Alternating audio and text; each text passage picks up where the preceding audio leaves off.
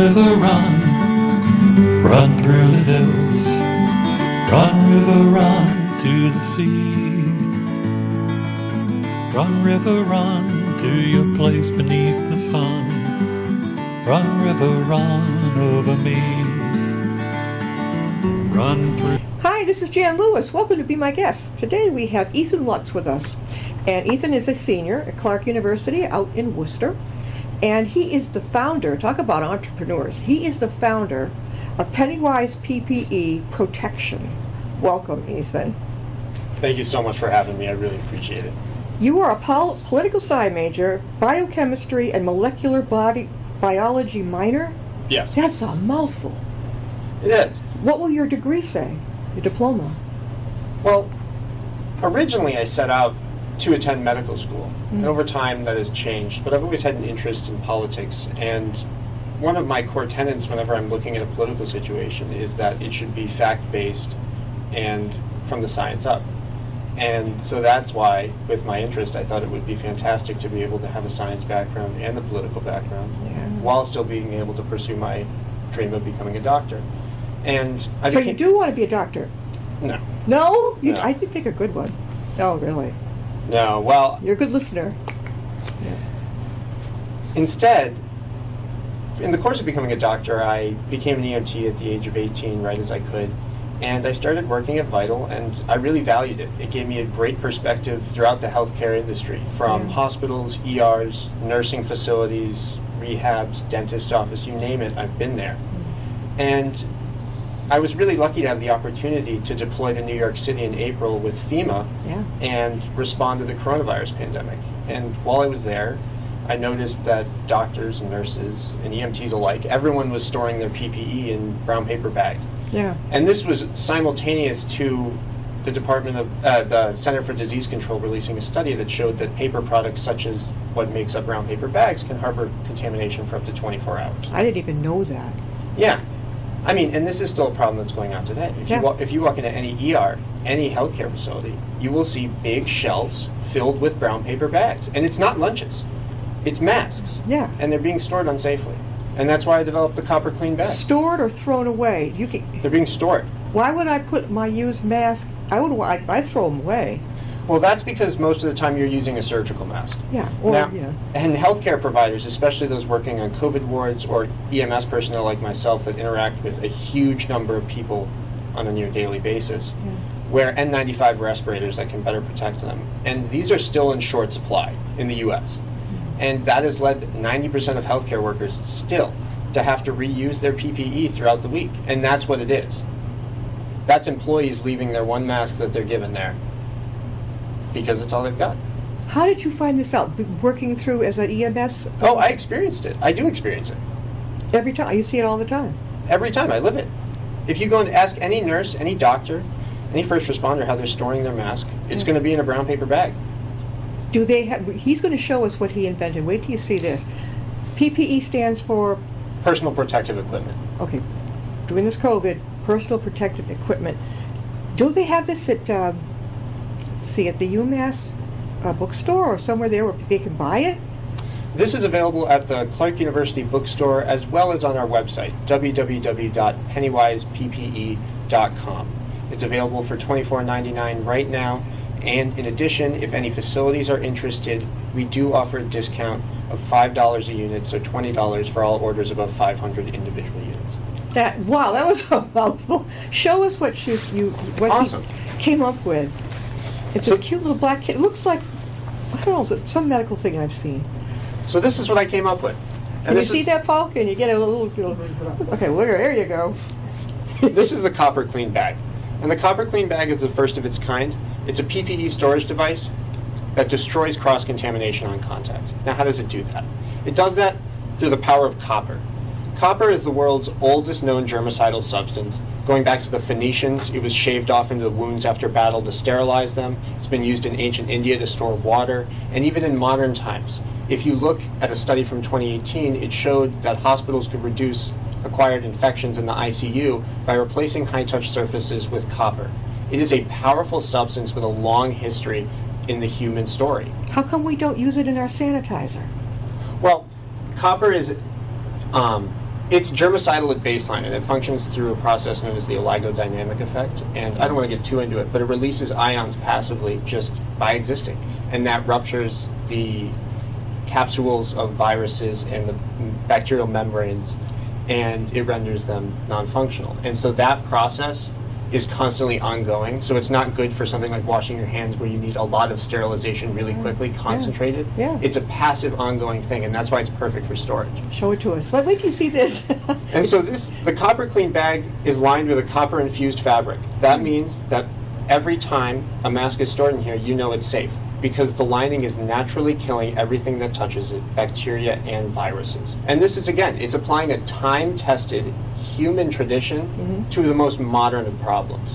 And it's done at an affordable price point, so that individual healthcare providers can afford it for themselves, and facilities can afford to protect their staff, and also save on PPE costs. Because the buildup of cross-contamination leads to faster degradation, which ultimately leads to more money being spent on what is already exorbitantly expensive for many healthcare facilities. Show us what's inside. So this is the Copper Clean bag. Yeah. Oh, You have your standard N95 mask. This is what most healthcare providers working with COVID patients on the front line wear. yeah. And so it's as simple as just storing it inside. Just like that, you put your mask in a safe place. It's not on the dash of your car. It's not in your pocket. It's not laying on the kitchen table. I It's in have a couple cloths ones, and sometimes I'll hang. I haven't. Maybe I just ran in somewhere. I said, well, I can use it again, and I put it on my. What do you call it? The rearview mirror. Yeah. I see a lot of people with those instead of dice nowadays. You see people with their masks dangling from their mirrors. Do you use that as an EMT? Oh, absolutely. So you can keep it in your backpack if you're wearing your mask all day, or conveniently, the bag has a belt loop and a clip, and each one comes with a shoulder strap. And so what this allows you to do is, if you're a first responder, like an EMT, a firefighter, or a police officer, who's getting in and out of your car, you're responding to new patients all the time, and you suddenly need to put on your mask, you can do it at a moment's notice with one hand without fumbling for a brown paper bag in the middle of what is, in all likelihood, a stressful situation. Oh, that's amazing. And anybody can order it. Oh yeah, no, they're available right now to everybody in the United States. Again, how, Ethan, can they get a hold of you? If you want to get a hold of me, you can use the Contact Us form on the website, or you can contact me at elutz, E-L-U-T-Z, at pennywizeppe.com, or you can, again, visit the website, www.pennywizeppe.com, and you can purchase the bag right now for $24.99. Believe it or not, this young man, are you 21 yet? I'm 22. 22. You had your birthday. I did. January 20th. All right, so he's graduating from Clark, coming up. Ethan Lutz, and he is the founder of Pennywize PPE Protection. Political sci major, biochemistry and molecular biology minor. You've been busy. Those are hard. You have to be good at math. Am I correct? Pretty much. So math isn't my strong suit, and this is a little bit of an aside, but science education tends to focus on the mathy components rather than the conceptual elements that often are the most interesting. And the things that are actually required in the science arena right now are problem solvers, thinkers, and curious people. And so I was blessed to have many science professors throughout my time at Clark University, particularly Donald Spratt, who were able to inspire that curiosity and broach science beyond just the math problems. Yeah. But that was really powerful in actually allowing me to be successful, is that there was additional interest beyond just the math. Because I'm not the best at math. You would not be. I've told people before, but I was in my sophomore year, and unfortunately, I had to take college prep courses. That was what you did back then. So I did, but unfortunately, what I got hook, line, and sinkered into the, what do you call it, the advanced math courses. By the time we hit trig in sophomore year, I was gone. Out, didn't have an idea, and that professor should have been teaching maybe college age, but he did not want to explain things a second time. And I was going down the chute, and I wasn't going to pass. That's very important. So my parents hired a local girl who was a senior, and she was great at math. She'd come to the house, sit down with me. She got me through it. I passed. Just barely. I made it. I'll never forget it. But imagine what would have happened if your teacher showed you the same empathy as that senior. Exactly. Like a little bit of empathy goes a long way, especially for people who are learning. One-on-one always worked for me. Yeah. It really either better than going to college. When I went to that a business school, it was individualized learning. You could be in a little room with the other girls learning typing and steno, and the teacher was over there, but you would be going at your own pace. I was out in 6 months. You're so right. Versus a room in high school, 30 kids trying to learn how to do a typewriter. I was lost. Individual, no problem. Yeah. So, see, Clark, I can't believe my grandfather went to Clark. I was sharing with Ethan. He graduated in 1908, and Ethan asked me, did you meet Sigmund Freud, right? Was Freud there? Was it? I'm not sure exactly of the dates, but it was at some point in the early 1900s. I have read about that. I don't know. I don't know if he did it or not, but that's a great school. Yeah. Really, really good. It's got such a good reputation. Now, Ethan, what are your plans? Do you contact people, or do they contact you about obtaining these? So people can right now reach out and buy individual units through our website, again at www.pennywizeppprotection.com. But we're also pursuing larger facilities. And if you're a larger facility looking to outfit your staff and save money on PPE, then you can visit our website, use the Contact Us form, and you can get in touch and we'll hash out the details. Again, anything over 500 units, we're dropping to $20. And we're also lucky enough to be registered as a Small Business Association hub zone business. That means that we are registered in a historically underutilized business zone, and in exchange for bringing jobs and commerce to an underserved community, Maine South Worcester, we are given bonuses on government contracts. And in addition, we're given government set-asides. So if anybody watching is a government procurement officer or is interested in getting these for the VA clinic, Yeah, definitely. or any sort of other government agency, we are more than happy to talk to you. And again, our product is Department of Defense commercially authorized. We have a commercial item determination, so it is eligible to be bought right now by federal buyers. You brought up a beautiful point, the VA. We all know that, was it in Holyoke? Where was it here in The Massachusetts? Soldiers' Home. We lost a lot of our soldiers. We did. Oh! Do you think it was because there wasn't the proper PPE? No, I'll tell you why the Soldiers' Home happened. The Soldiers' Home happened because there's a chronic lack of staffing in skilled nursing facilities. In particular, the Soldiers' Home incident occurred because they had to mix COVID and non-COVID units of patients, and that was because there wasn't enough staff. And the quick jump to the gun response is, oh, why weren't the staff in? But you have to dig a little deeper.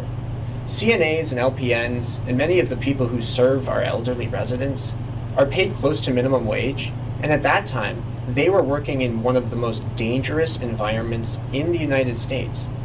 And they were doing it for less money than they would make if they simply went home. And when many of these people come from marginalized communities that have higher rates of chronic illnesses and are more likely to die, and we've seen that in the death data, then it just makes sense. And so I actually tried to get on the Worcester Elder Affairs Commission twice. And the second time, my proposal was essentially to mandate that nursing homes in the city have to send out staffing updates regularly to residents and their families. Because when you're putting your loved one into a facility, it's important not just to know that they have the best beds and the best TVs and the best food, but they have to have enough people to actually care for your loved one. And I think it's important knowledge for people to have. And ultimately, I wasn't able to join the Elder Affairs Commission. Well, they probably looked at you, were kind of young. They probably thought, do you think that was it? Did they thought No, it's because there simply isn't enough money and attention paid to our elderly population. And in particular, the Elder Affairs Commission is really focused on providing services in the form of the senior care center and kind of really baseline important services, and their budget's already stretched too thin to do something like this. And so it's really a legislative battle. Did you say you wanted to go into politics? He is a shoo-in.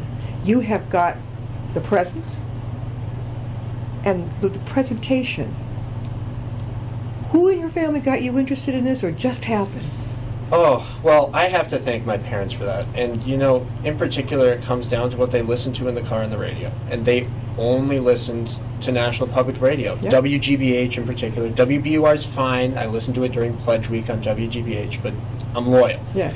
And just by being constantly exposed to the world around me through the lens of politics and the lens of current events, I really developed an appreciation for what is really above or below all other industries, and that with a functional government and with functional policies, you can really improve any industry, any area, any quality of life. And I just continued to have that fostered. I went to St. John's High School, and I had a world-class history education, and I was lucky enough to have a comparative government education that opened that history up to politics. But I think that opening basis in history that got me interested in the stories really just catapulted me. And I initially went to Rhode Island College for nursing. Oh, you did? For nursing? For nursing. Well, my mother was a nurse before she became a child psychiatrist, and I was like, well, that's a fabulous idea. A child psychiatrist, your mom? Yes. Wow. And my father's a child psychologist.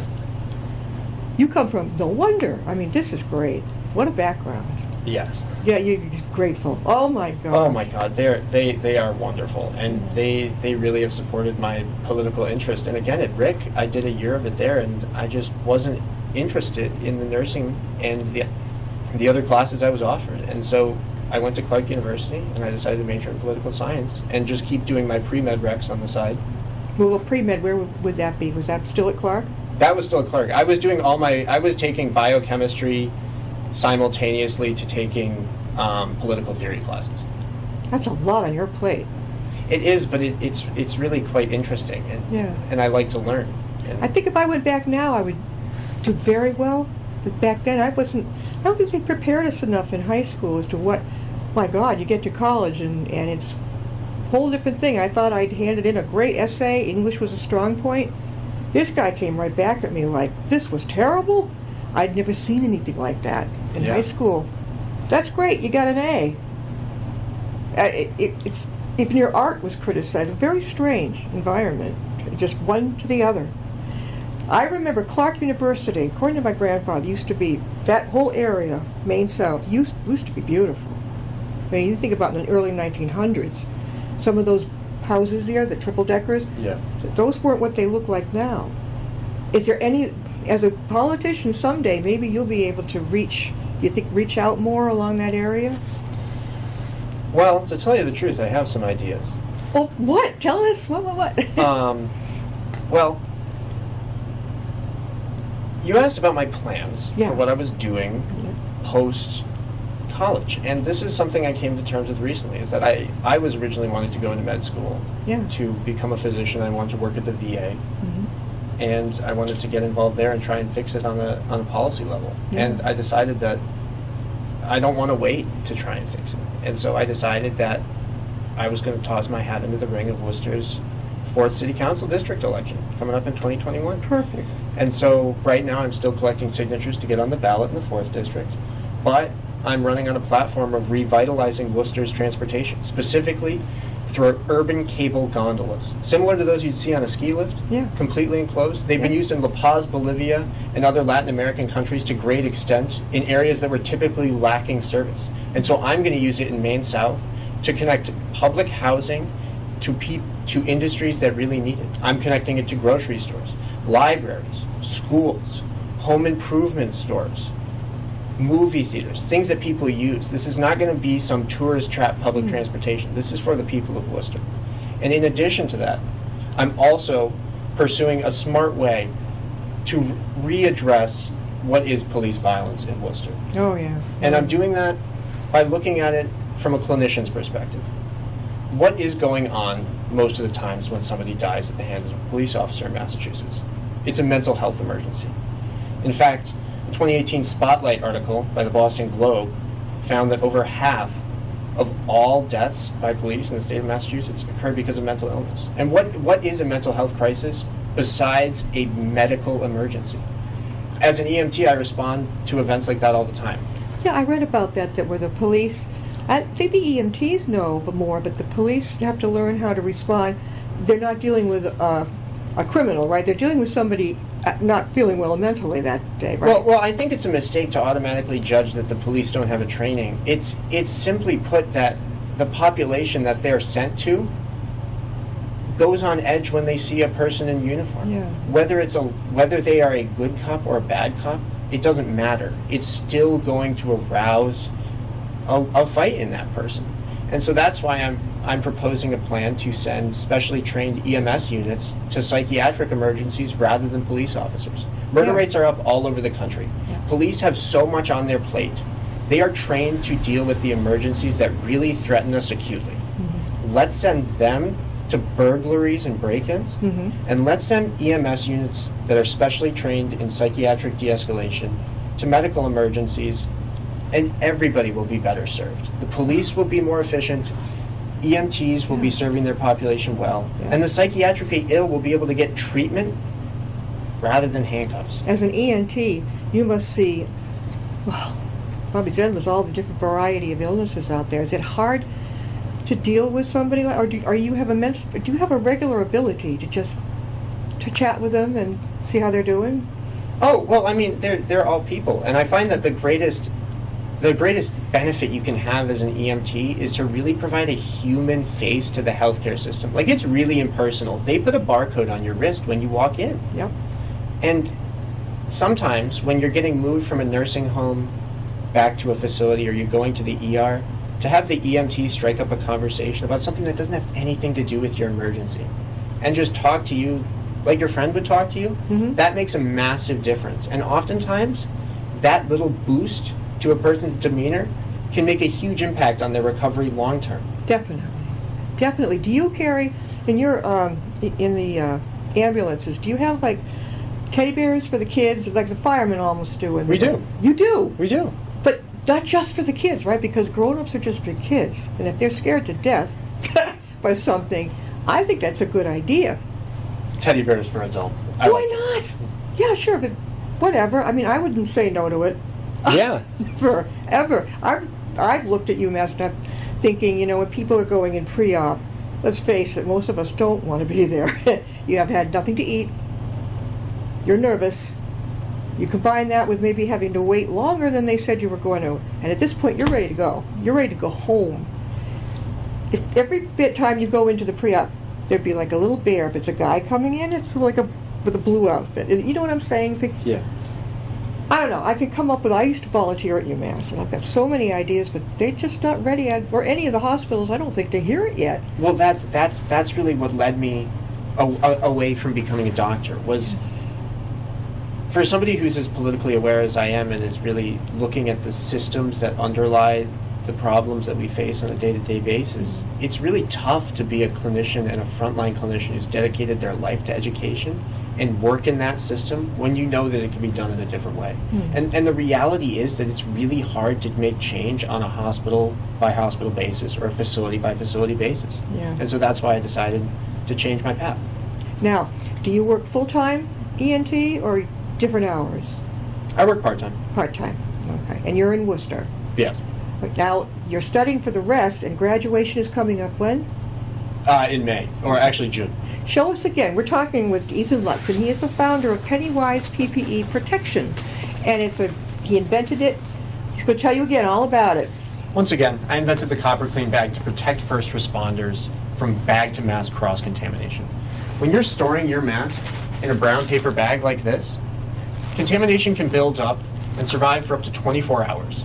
That means when you're storing your mask over and over throughout the day, it's spreading around and potentially getting on the inside of the mask, which can get you sick. That's why I invented the copper clean bag. It's lined with a copper-infused germicidal fabric that kills bacteria and viruses on contact to keep you safe and also save your wallet from a little bit of extra money spent on PPE. It adds up over time, both for facilities and individuals.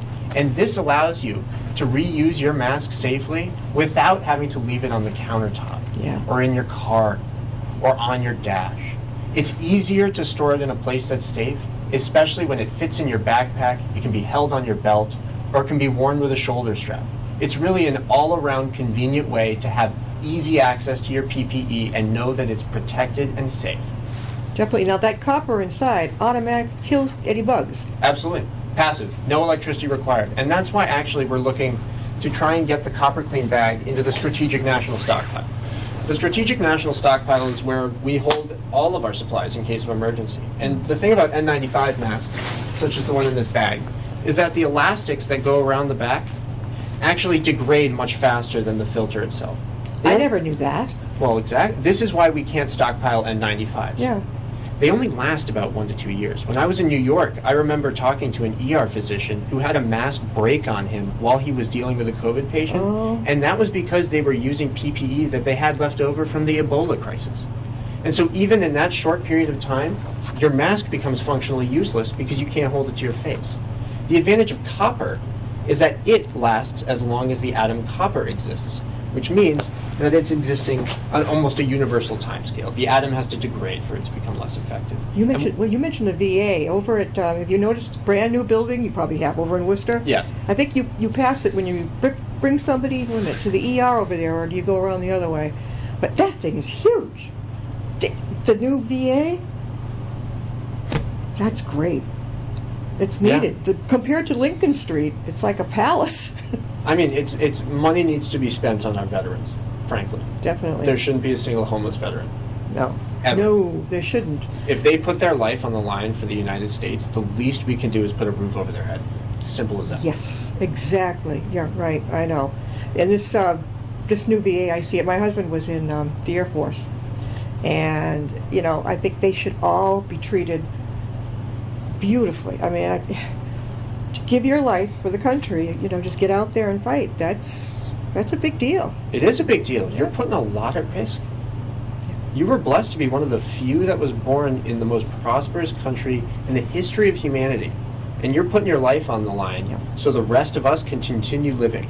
Yeah. You should be guaranteed a warm place to live when you come back from serving your country. Definitely. And then with the, what they call it, the post-PTSD, I think that needs to be addressed even more. Oh, it does. There's a mental health crisis going on in this country. Yeah. And PTSD existed after the Iraq and Afghanistan wars.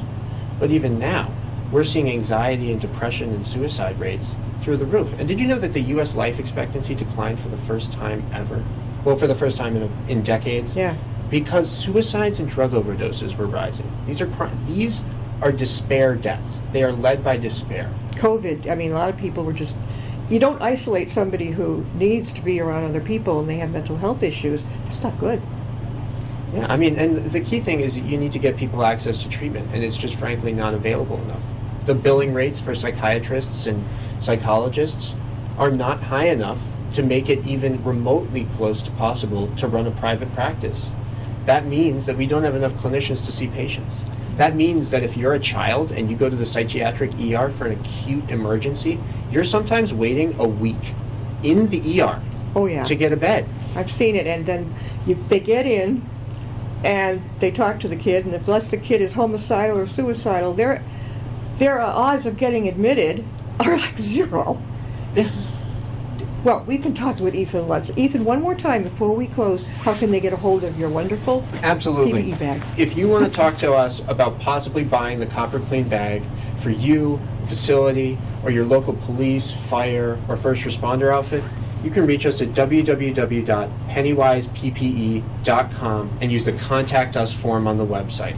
Again, our bags are available right now for $24.99, shipped anywhere in the United States. And in addition, for industries or facilities looking to outfit their staff and save money on PPE, all orders above 500 units will be priced at $19.99. That is awesome. He invented this all by himself. In the back of an ambulance. In the back of the ambulance? You thought of it? Oh yeah, in Corona Park in Queens. I was filling out the patent paperwork and sending it to LegalZoom while I was in the ambulance in New York. Did you already know about copper, or did somebody say, hey, can we get some in copper? Well, I was talking to my parents, and I was basically gaming out the idea while I was there, and I was throwing it against the wall, Thank you. We should have him back again, okay? But God forbid that this COVID thing continues another year, but we're going to get you back on it. That would help in all kinds of situations, I would think, when you have maybe the flu outbreak, too, right? It keeps people from the staff from... just leaving out their mask, right? Yeah. This has a big future ahead of it, I would think. Let's Who hope so. wouldn't want it? Who wouldn't? Thank Everyone's you, wearing a mask. Ethan, for being with us. Of course. See you next time and be my guest.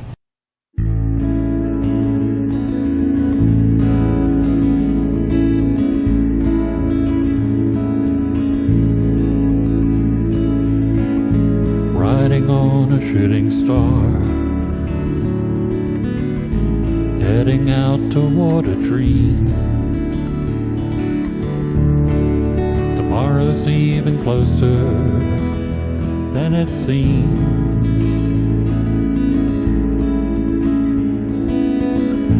Moving through the cloudless sky, heading out toward the moon.